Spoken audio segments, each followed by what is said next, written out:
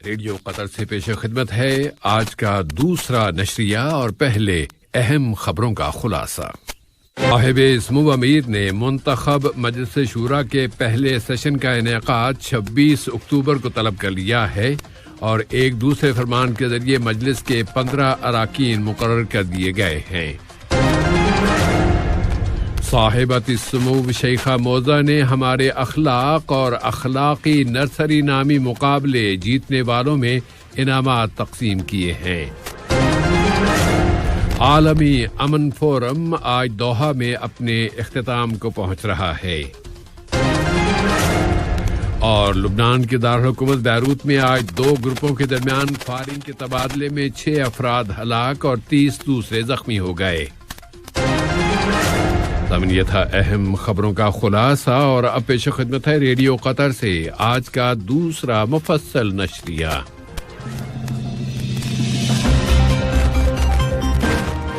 بسم اللہ الرحمن الرحیم۔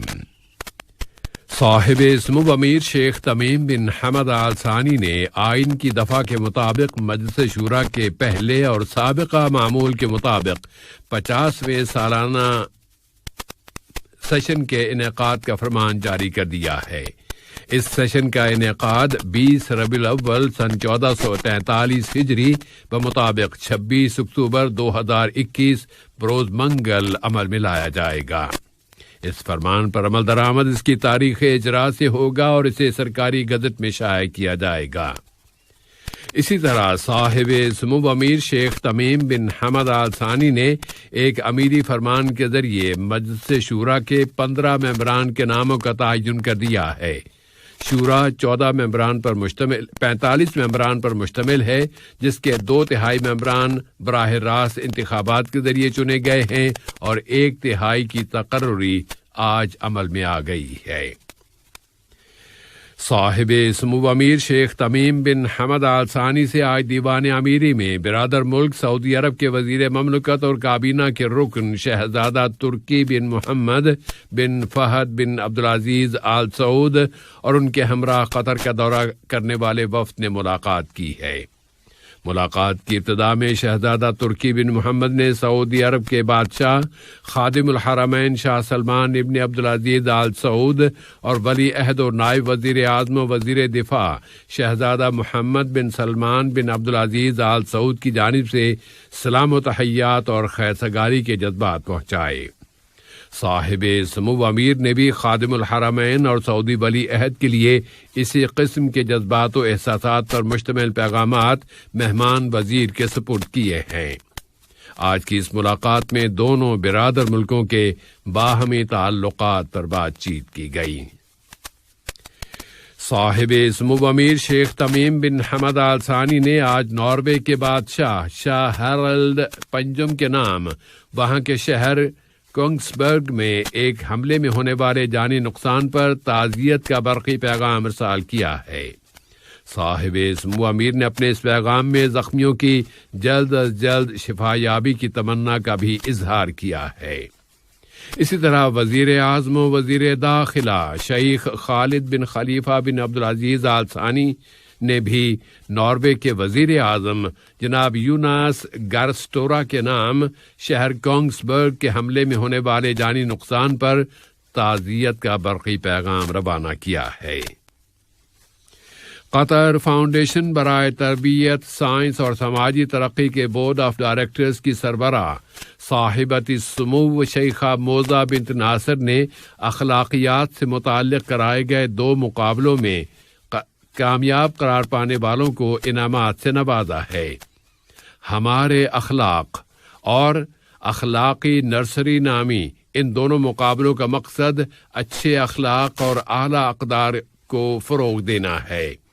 اپنی نوعیت کے یہ دوسرے سالانہ مقابلے ہیں اور انعامات کی تقسیم ایجوکیشن سٹی میں منعقد کی گئی ایک تقریب میں عمل میں لائی گئی۔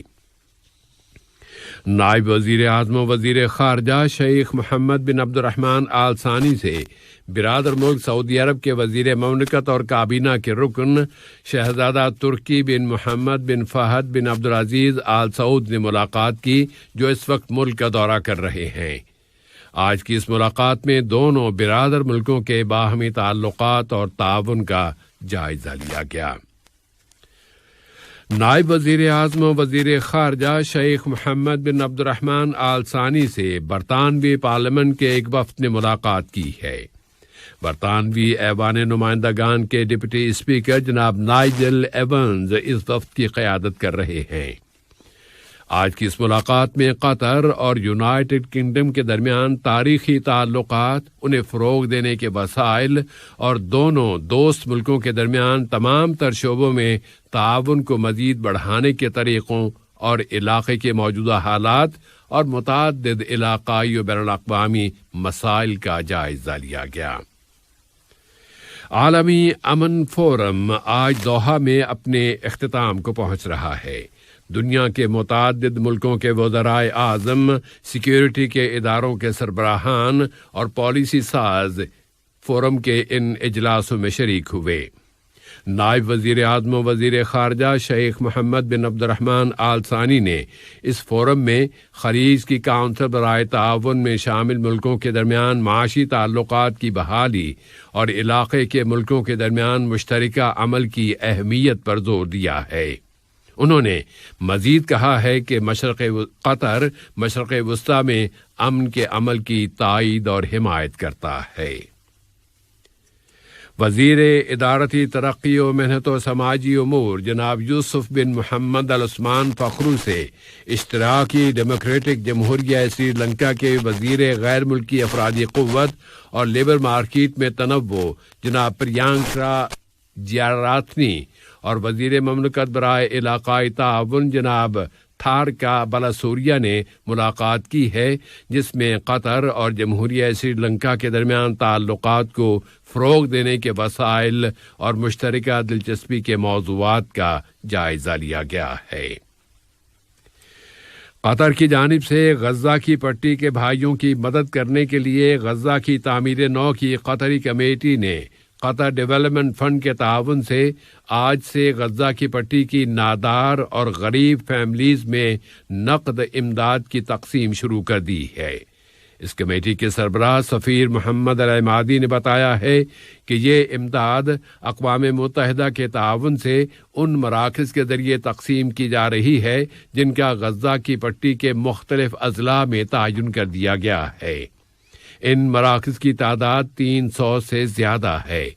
انہوں نے مزید بتایا ہے کہ غزہ کی پٹی کی تقریباً 95,000 نادار اور غریب فیملیز کو یہ نقد امداد دی جا رہی ہے۔